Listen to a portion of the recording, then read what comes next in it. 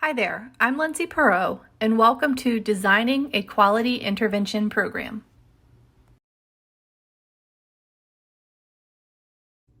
So this presentation is about how to design a quality intervention program, how to make it work with the time you have, with the materials you have, how to approach your administration, and a few tips on how to and how not to deliver the instruction to your students. So what exactly is intervention? I'm sure you already know this, but just bear with me as I go through these 5 things. First, it is a 3-level process. You have Tier 1, Tier 2, and Tier 3. Tier 1 is your main instruction in class, and it's the instruction that most of your students will be successful with. Tier 2 follows that, and then the students who didn't get Tier 1, most of them will be successful with Tier 2. And then you have Tier 3, which is your most intensive level of intervention, and that gets the students who were not successful with Tier 1 and Tier 2. Intervention is skill-focused, not standard, skill-focused. You have to focus on the individual skills that make up a standard before you can say a student mastered a standard. It is relationship-driven. I hear all the time that teachers are so worried because their students just don't like intervention. And the key to overcoming that is building relationships with your students. Get to know them, make the activities relevant, ask them questions about their lives. If they enjoy coming to your class, it won't matter that it's an intervention class or an intervention group because they'll just enjoy being able to spend time with you and learn from you. It is data-driven and it involves progress monitoring. So those 2 things kind of go hand in hand, or definitely go hand in hand. You use your data and your progress monitoring to determine who is mastering which skills and who needs to come into or move out of intervention. So we've discussed what intervention is. Now let's chat quickly about what it is not. It is not independent work. Students should not be working by themselves on an intervention worksheet or activity. It needs to be hands-on with you or at least with other students or an assistant. Students need to work with you so you can help identify gaps. It is not a punishment. A student should never be told, if you don't do well on this, you'll have to do it in intervention, or you'll have to go to intervention to make up this work. It should also not be used for makeup work. And intervention is not a computer program. It's fine if it's done online with teacher assistants or with small group, but it should not be a computer program that a student works at, spiraling back to number 1, independently. Okay, so I feel like I need to jump in here for a quick second and clarify my comments on the intervention program not being a computer program. I know that there are companies out there that have spent probably millions of dollars developing these super interactive computer intervention programs for your students. I've watched my children, specifically my son when he in elementary school this last year in 3rd grade, work through programs like this in both reading and in math. And I found them to be completely ineffective and frustrating, especially for him. He was very bored with them because he had to work up to his grade level and they fill in the gaps and spiral back and do all of these on paper great things. But in reality, he spent the entire year doing stuff that was too easy for him. And I reached out to his teacher and she said, that's just how it is. He has to go through the entire program. And that to me is not intervention. It's honestly busy work and it's frustrating for students. And some of the little graphics and stuff are cute for the first couple days, but after that, those became a little bit annoying to him as well. I can't imagine my middle schooler having to sit through that. Luckily she didn't have to, but I've seen programs for middle school as well. And I stand strong on my opinion that intervention needs to include a teacher, either face-to-face or virtually, and it has to have that individualized, hands-on approach. Students who are in intervention do not need to be told to just sit at a computer and here do the work. That's not going to help them. If anything, especially if they're a student who doesn't really enjoy math, it's going to push them further and further away from math. So intervention will require you to get in there with the students and really, truly help them and guide them. One of the key components of building your intervention program is deciding who your team is going to be. Who will be involved? What will the roles be? How and when will you meet? And what is the role of your administration? So when you think about who will be involved, obviously students will, but who else? Do you work with a team of teachers? Do you have an interventionist? Do you have a teacher assistant, a student teacher, a special education teacher who could help out? Get an idea down on paper of all of the people who will be involved, because they'll all play an important part. Once you decide who is involved, you need to decide what will the roles be. Will your interventionist be doing push-in, pull-out, a combination of both? Will your teacher assistant or your intern be doing small groups in your classroom? Will they be able to pull out? If it's just you, that's okay too. Obviously, your role is classroom teacher, but you will have a second role as interventionist, and you'll take care of that during your intervention time that we'll discuss a few slides from now as to when you'll fit that in. If you have a team of people, when or how will you meet? You have to meet with the team. It doesn't have to be often, but you have to check in with each other to discuss how students are doing, who needs what's working, what's not working, what needs to be tweaked. You don't have to meet in person. You can meet virtually. You could have a group email, but you have to talk to each other. And then what's the role of your administration? Your administration really has to be involved, and they have to be supportive. I know a lot of teachers are afraid of approaching their intervention. Someone specifically said they were worried that if they asked their administration to help support them with intervention, that they would look like they're not doing their job. That would mean that their students are failing. And I don't think that's the case at all. I think it will show your administration that you really care about your students. You're trying to find a way to meet their needs, to fill the gaps. Just be honest with your administration. Let them know what you need. When I left the classroom to become an interventionist at the end of the year, during my one of my 8th grade teaching years, I told my principal straight up, I can't do this anymore. I can't teach in a classroom where I am required to teach 8th grade math skills to students who are on a 3rd grade level.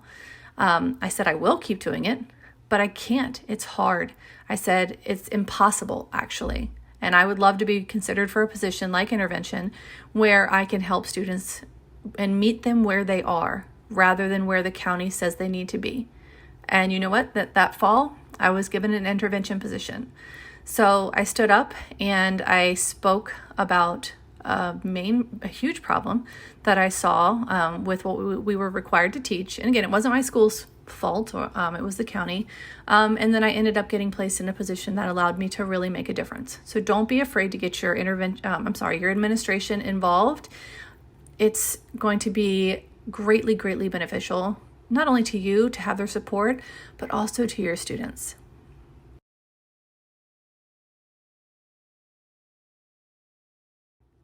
Okay, when building your intervention program, your number one concern, I'm sure, is how do I fit it in? How do you fit it in your pacing? How do you fit it in with your administration, your calendars, etc.? First thing you need to do is talk about it. As I mentioned on the previous slide, talk to your administration. Bring data. Be honest. Ask for help and lean on your teammates. Talk to your administration about why it's important for you to have some time, not a ton of time, but some time for intervention. Show them data from your class. Here's a few kids who are struggling. I really think it would be beneficial if I could devote X amount of time per week or per day if you have blocks for intervention. Or if you've even done a little bit of intervention in your class that they don't exactly know about, bring data from that. Show them that you've been doing this for a certain amount of time and it works. Your students are showing growth. The next thing to remember is that intervention is part of your classroom. It is not the center of your classroom. I think a lot of teachers hear intervention and they start to stress out because they think it has to be this huge part of their classroom. And while it is very important, it's not the main part of your classroom. Your classroom has so many parts and pieces. It is only one of those pieces. And you have to review anyway. You review probably every single day. You review in groups or you break down the review into different tasks. There's so many things that you do anyway. So while you are reviewing, you can break down your review into based upon what your students need. And the further you break it down, the more into that tier 2 and tier 3 intervention you're getting. So while some students are just reviewing the standard as a whole, you might have students who are reviewing individual skills that lead up to that standard. And you might sit with them and work with them. And that is intervention. So I'm just jumping in here because I really want to reiterate the fact that you should not stress over this. Intervention is part of your classroom. It is not your primary responsibility as a classroom teacher. Your primary responsibility is all of your students and delivering that instruction based upon your calendar and your standards. Don't stress out about intervention. There are some times when it won't fit in, and that's okay. Those students are not going to get further behind just because you missed an intervention session. Just relax and know that you're doing the best you can, and those kids know it. Aside from asking me, hey, how do I do this? How do I fit it in? The next biggest question that I get is related to classroom management. What do my other students do? I don't have an interventionist, so I have to do intervention while I'm in the classroom. How do I keep the other students from interrupting? So here's my number one tip. And this will work not just with intervention, but probably most everything else in your classroom. And that's to first build a foundation. Begin with small groups or stations or centers before worrying about intervention. Get your students used to that routine of being able to work independently or with small groups while you are with another small group or person or a pair of people.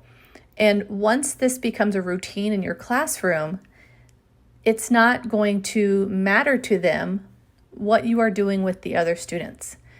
So what I mean by that is if students are used to moving around and they're used to going from a small group, doing small group things, and then breaking out of that to doing independent and then circling back to working with you, then when you add that intervention piece in, the other students aren't going to even know that one group is receiving intervention because it's going to become part of their routine. It's part of their memory. It's part of what you do every day or every week in your classroom. So when you're ready to slip the intervention piece in, you will already have that foundation for it.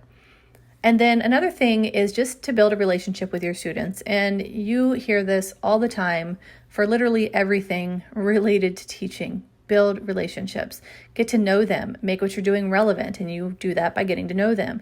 Make it fun, and you do that by getting to know them, by getting to know what is fun for them, what is relevant to them, to their lives. By building a relationship with them, they will trust you more. They will respect you more. They will want to behave when they're in a group that you aren't working with because they know you respect them. They know you know they had a football game last night. They'll know that you know they just had a baby sister, or that they helped their aunt at a restaurant after school, or just literally anything. So the more you can build the relationships, the more you will build trust, and you will get a better handle on your classroom management with small groups, with intervention, with whole groups, with assessments, with literally everything.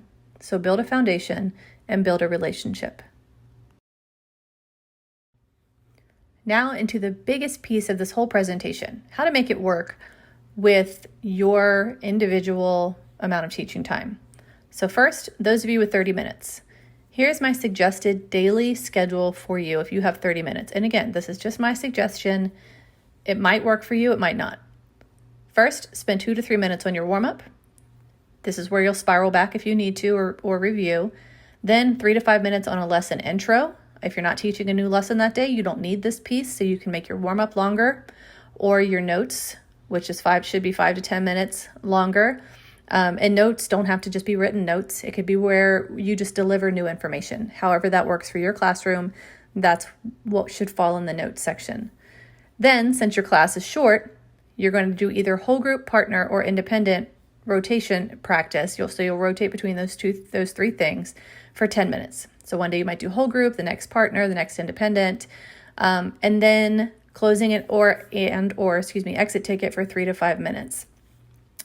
You need to close out your lesson every single day. So please don't think that part is negotiable. You can't just have them run out of the class and not at least tie up what you're doing that day or letting them know what's happening the next day. So with the schedule this condensed, when on earth are you supposed to fit in intervention? Well, here's my recommendation. Right here in this whole group, partner, independent, rotational time, those 10 minutes, you can squeeze an intervention even just 2 days a week. So if you have your independent or your partner practice during that time. Maybe you do stations. You get your students used to that rotational aspect of your classroom. That's when you'll put in an intervention station or small group with you. What if you have 45 minutes? My suggested daily schedule looks like this.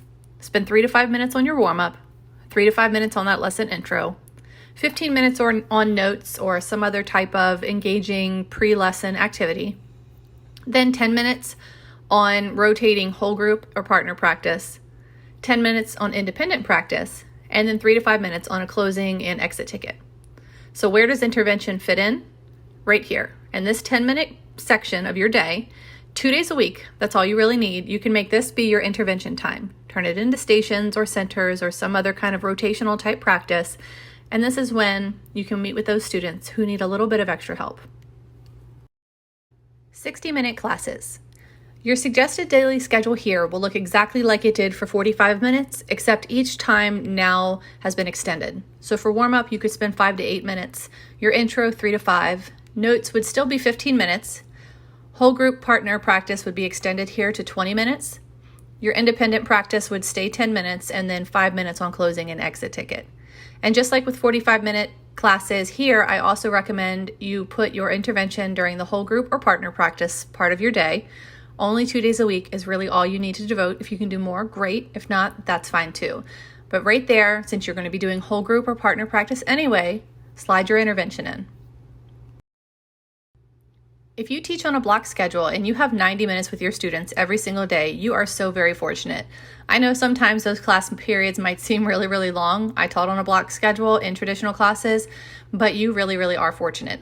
So here's my suggested daily schedule for you. Take a full 10 minutes to do your warm-up or spiral review. Then take another 15 minutes on a solid review. This could be prerequisite skills, skills from the day before, anything you want it to be. Then take 5 to 10 minutes for your lesson intro, 15 minutes on notes or some other type of introductory activity, 20 minutes for whole group or partner practice, 10 minutes for independent practice, and then 10 minutes for a thorough closing and exit ticket. Now your intervention here, once again, it goes right in that whole group or partner practice section for 20 minutes. Since you have blocks, you can do it 2 to 3 days a week. Sometimes maybe 5 days a week if your students have gotten into the swing of things well enough with rotating and you actually have the data that you need for intervention. So here, 2 to 3 days a week, right there in that whole group and partner practice block of your day again. Okay, now outside of making it work with the time you have, once you've done that, once you've decided when intervention will occur in your classroom, now you need to have a plan. So these are the things that you need to plan for. First, plan for who gets pulled that week. Now for each of the models that I discussed on the previous slides, I suggested having intervention 2 days a week or 3 days a week if you have a block schedule. So you'll plan who gets pulled that whole week. So for both of those days. I would not recommend switching up your groups in the middle of a week because that just makes it more difficult for you when planning. Next, plan for when will you have help. Plan for them as well. So if you know, for example, that you will have an extra set of hands in your class on a certain day or 2 days a week, try to always make those be your intervention days. That way you have that extra set of hands, you have that extra adult, that extra teacher in your classroom who could be working with another group of students or even just rotating around your classroom during the time you are focusing on those intervention students. But just make sure when you have that help, you plan for them. Then set goals. What do you want your students to be able to achieve through intervention for that week? Again, in a traditional classroom, you're probably only going to meet with them twice for 10 to 20 minutes. So you don't have to have these extravagant goals, just something quick. By the end of this week, I want them to be able to have more confidence when adding integers. By the end of this week, I want them to be able to fluently tell me their multiplication facts for the sixes. It can be something very simple like that. Next, plan for what will you be using. What will you be using for those intervention periods? Will you be using something printed? Will you be using technology? Will you be needing manipulatives, whiteboards? So make sure you have a plan for that. And then have a plan for a change in your plans. Stuff happens all the time. There could be a fire drill as soon as your intervention group begins. And you know what? That's okay. Slide it later, push it to the next day, or just scratch it all together. It's fine. There could be a change in your plans where, hey, guess what? You're sick. Can you leave your intervention group plans with your substitute? Absolutely. Absolutely, you can still do that, but you need to make sure you have in the back of your mind a plan for when your plans have to change.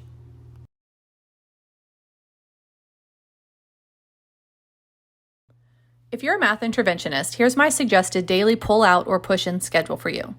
First, begin with a spiral review, and then a little bit of notes or review notes if necessary. Then, whole group or partner practice, a little bit of independent practice, and closing an exit ticket. And remember, intervention should rarely be independent, but students do need to be able to demonstrate to you their understanding without always having it be with a partner or a small group. So independent practice is okay, especially for you to be able to gauge their understanding. It just shouldn't be something that happens for the entire duration of your intervention time with them. And then weekly, if you're an interventionist, you need to analyze data, meet with teachers, and plan groups. It's your responsibility as the interventionist to help the classroom teachers with this data, to help them by letting them know, hey, I think this week we need to focus on this person and this person with these skills. They've got enough on their plate to plan their regular classroom lessons and intervention themselves within there. So as much as you can help out, the better. Let's talk materials. You're going to need some physical materials for intervention, such as manipulatives, whiteboards with markers and erasers, and then bins, binders, and baskets to store these things in. You don't need a ton of different physical resources for intervention, but manipulatives such as algebra tiles, fraction cubes, things like that will be very helpful to your students when it comes to being able to physically show them why certain skills work. Whiteboards and markers and erasers are my number one suggestion because they cut down on paper and they allow you to get that immediate feedback when you check in with your students. They can quickly write something down. You can see whether or not they got it. And then bins and binders and baskets to store things in. The more organized you are, the better. And this doesn't just apply to intervention, but if you are having intervention during your small group rotational time, it's going to be very helpful to you if you know that one certain basket is something you need to pull for intervention. Now, instructional materials, you're going to need your school-provided curriculum if you have one.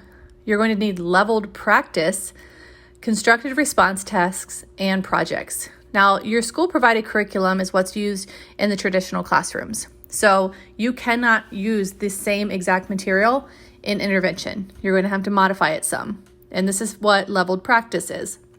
And I'll explain to you on the next slide how you can level down your resources.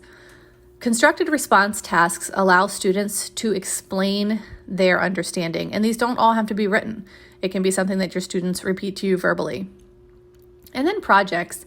Everything done in intervention shouldn't be over the top, but it also shouldn't be honestly boring. Give them small projects to work on that can show how they understand a skill as it grows.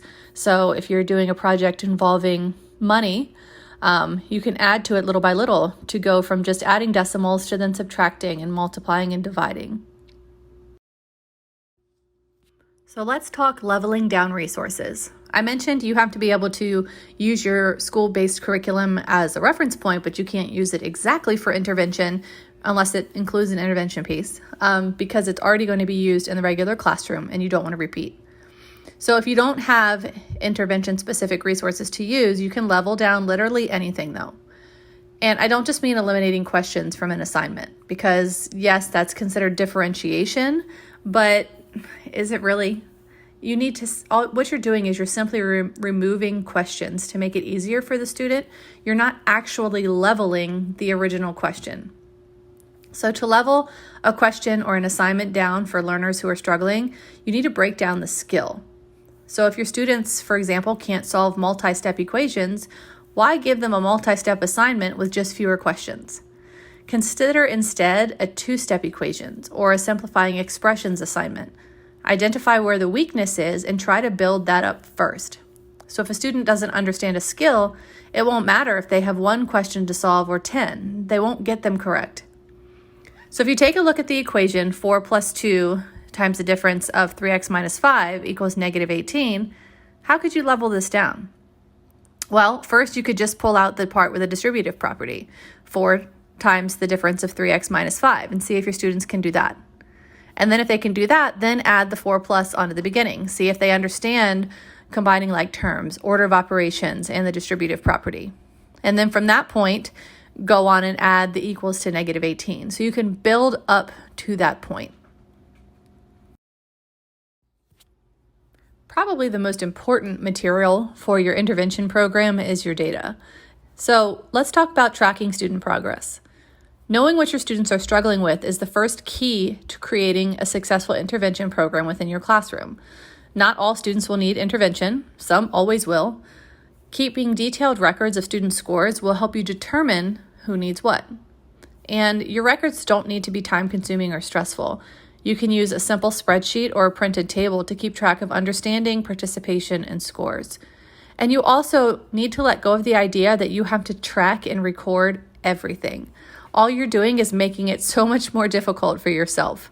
You really just need to track certain assignments, certain assessments, and look and see how your students are doing from there. Every single homework assignment that comes in, every single exit ticket, yes, you should glance at it, but you don't need to stress yourself out with tracking.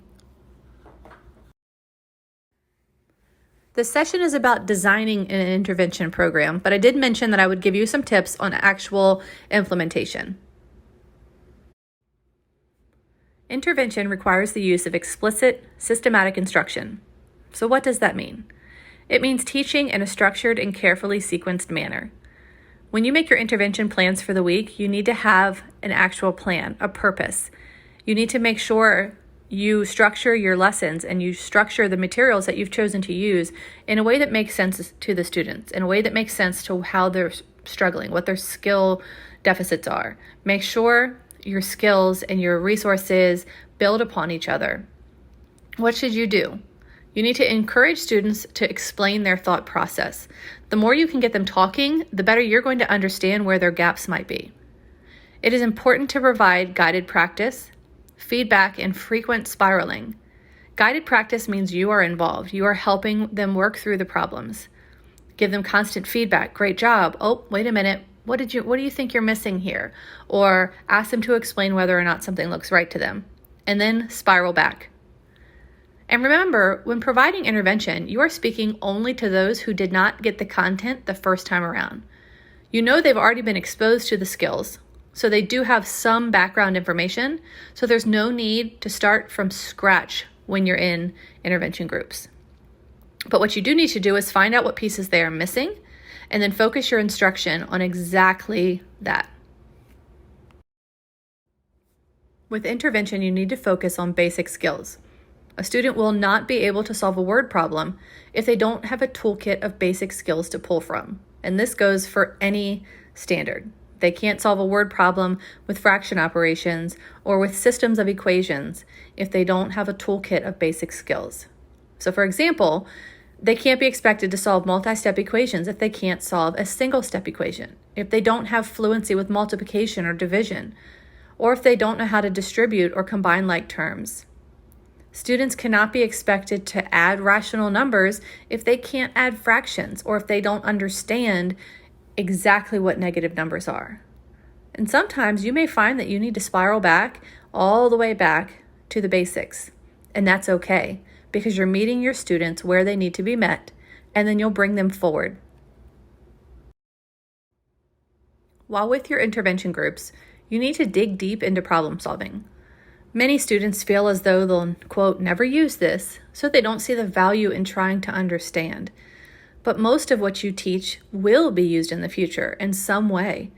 The more you make them see that they'll need the skill at some point, the more likely that they are to try. So here are some simple suggestions. Deliver basic integer problems using football fields or checkbooks. Basic fraction skills can be practiced with recipes.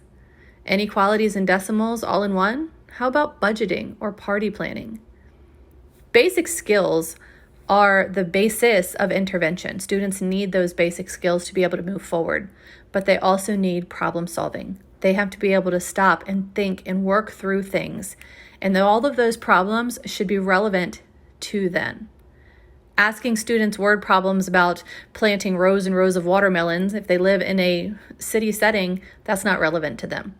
So think about things that might set off the light bulb and make them think, okay, maybe there's a chance I will actually use this in my life.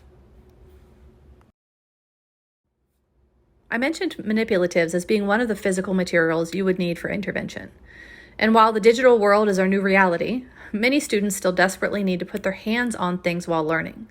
The more they can see it, touch it, move it around, the more they will hopefully be able to get it. So some ideas for simple manipulatives you can use in your classroom, simple visuals you can provide them, are fraction tiles and algebra tiles whenever possible.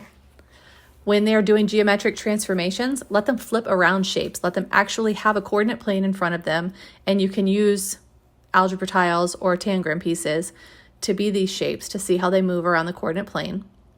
Or have them build composite figures with nets or on graph paper. If you're doing volume, use 3D nets that they can fold up and actually build. And yes, these things take more time, but these kids need more time. Some of these students need that visual representation of skills that other students are fine getting just on a piece of paper.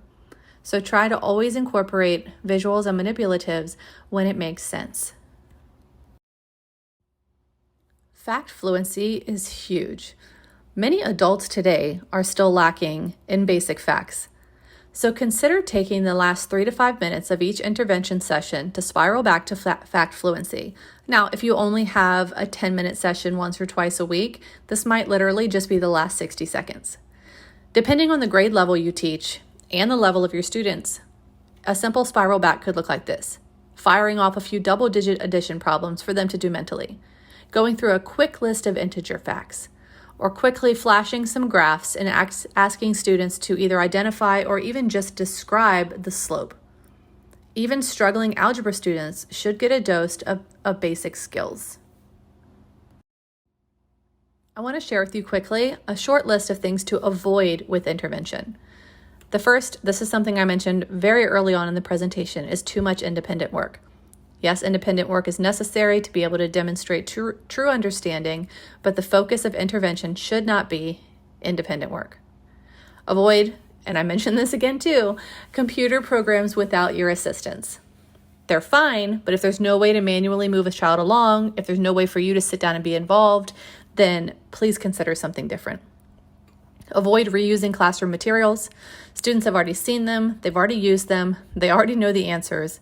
So please modify, please find something different to use for intervention. Avoid too much fluff. And I put this in here because there is such a focus right now, and there has been for a while, especially on social media, for a lot of fluff, a lot of nice looking activities. They're pretty, they're colorful, but are they instructionally sound? So yes, you want your students to be engaged in intervention and you want them to learn and grow, but you don't want them to be distracted. You don't want the rules or the steps for a certain activity to be so complex that they miss out on the actual content. So stick to resources and stick to instructional items that are instructionally sound and that actually focus on what you want your students to be learning at that time. And avoid pressure. And this means for both you and your students. Your students in intervention, they're already struggling.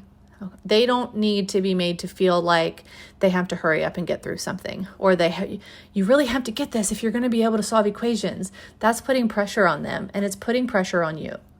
And you also need to take the pressure off of yourself to where you feel like you have to get it done. You have to get your students to this point. Your students must be able to do this by a benchmark assessment. And you know what? That's not the case. You need to look at the little wins. Your students might not be able to find the volume of complex figures by the time an assessment comes around. But you know what? By that point, they might finally understand area. They might finally understand volume of rectangular prisms. So allow yourself and your students to appreciate the smaller wins, because at some point that's going to build up to the bigger wins. They're going to get those bigger standards, but more importantly, they're going to get confidence. Okay, so that is everything. And I know it was a lot to digest and there's a lot for you to sort through. And this session is meant to be one where you take the information and then you spend some time pulling out the parts that are applicable to you and how to really make this work in your classroom. Keep an eye on your email over the next week. I'm going to send something out to you about the intervention program that I'm working on for the next year. It is closed to pilot participants at this time, but I've got some information for you about it and a full intervention course that I've been working on that you will have exclusive discounted access to if you're interested for attending this session. So thank you so much for spending your time with me, and I hope there are so many parts of this presentation that are running wild in your head and you're ready to get your intervention program up and running in your classroom for the school year.